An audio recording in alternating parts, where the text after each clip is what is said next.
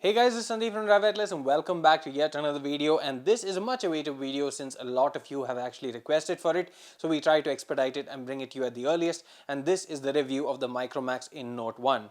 Now before we get this started, please do make sure to hit the subscribe button and also turn on notifications for more videos like this. Now let's begin the video and also make sure to take part in our giveaway of the Dyson Air Purifier. The comment section will have a pinned link and you can take part in the giveaway. Now let's get this video started.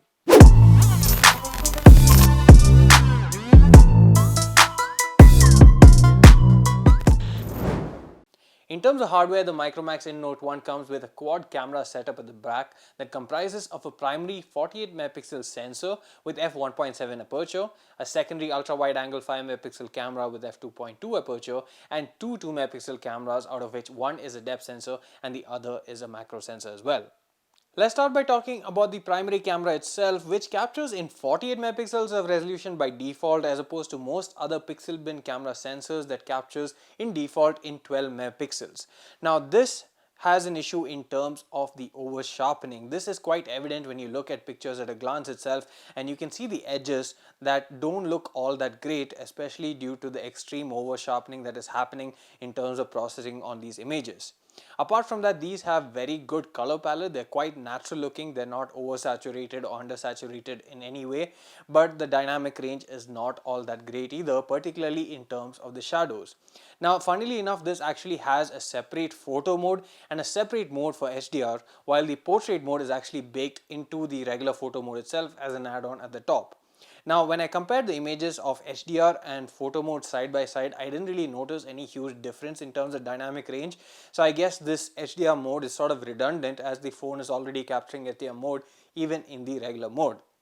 Considering that the dynamic range is not all that great, by default we would suggest using night mode even in daylight situations, and the overall shutter speed also does not differentiate a huge amount, and I feel that this is the actual mode which does HDR while the other two modes does not actually do proper image stacking in order to give you better dynamic range.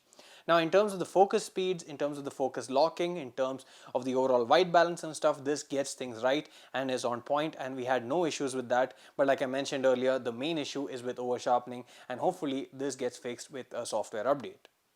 Coming to the ultra wide angle camera, I'll start by talking about the similarities it has to primary camera, and Micromax has really nailed it when it comes to the overall tonality and color palette that is very similar to the primary camera, and actually feels like it was just taken with a wider lens but the same sensor. So they've got that right. They managed to sync both very well, and that is a huge thing to appreciate Micromax for doing, especially since they're doing it after a long time. In terms of things that they could have improved or can improve using software updates, one is the dynamic range, which seems to be lower than the primary camera, but then again that's usually the case with most ultra wide angle cameras. But the main issue here is the huge distortion that's happening, especially in these buildings, as you can see, where they seem to have a weird sort of barrel distortion.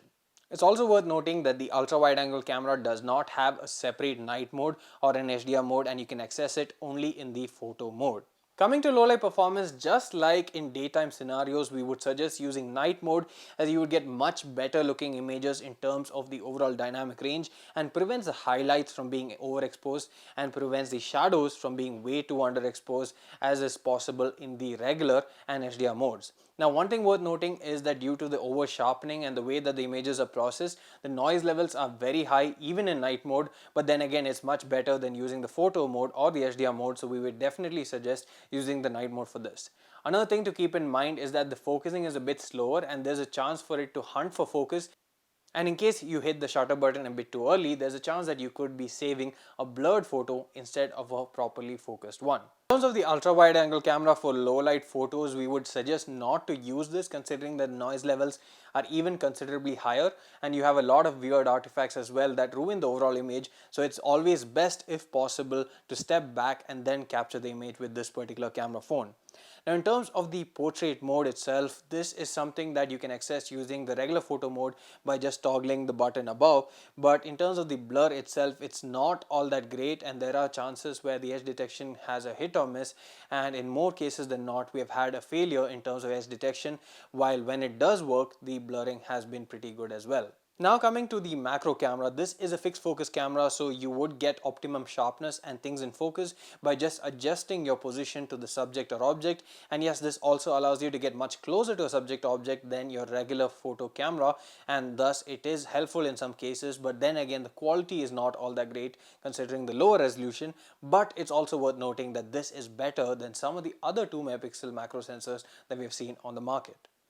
Now coming to the front facing camera, which is a 16 megapixel unit, and this is housed in a display cutout at the front in the center, and this takes good quality photos in terms of the overall colors, in terms of sharpness. But what we noticed was mainly the issue with portrait mode, which actually does not trigger all that often even if you actually enable it. But the issue here is the fact that even when you actually select portrait mode, it does not actually apply any blur at all, and is not an issue with faulty edge detection or blurring, but rather it's an issue with just enabling the portrait mode, and hopefully this will also be solved with a coming software update. Coming to the video recording bit, this can record a maximum of 1080p videos at 30 fps with the rear facing camera. There's no EIS, the video quality is not all that great, especially due to the low bitrate and high contrast that gives it an overprocessed look. And when you actually look at the front facing camera as well, you have similar sort of qualities for this, although it's not as pronounced. Here the maximum video resolution is 720p and there's no EIS here as well. Hey guys, this is Sandeep from Driveckless, and this is the front facing camera on the Micromax in Note 1, capturing 720p HD video. Let me know what you guys think about the overall sharpness, dynamic range, how well it's picking up my voice in this scenario, and the stabilization as well. The Note 1 can also do slow motion video as well as time-lapse videos, but to be honest, the quality here too is not all that great, and we would not suggest using it unless you had no other choice.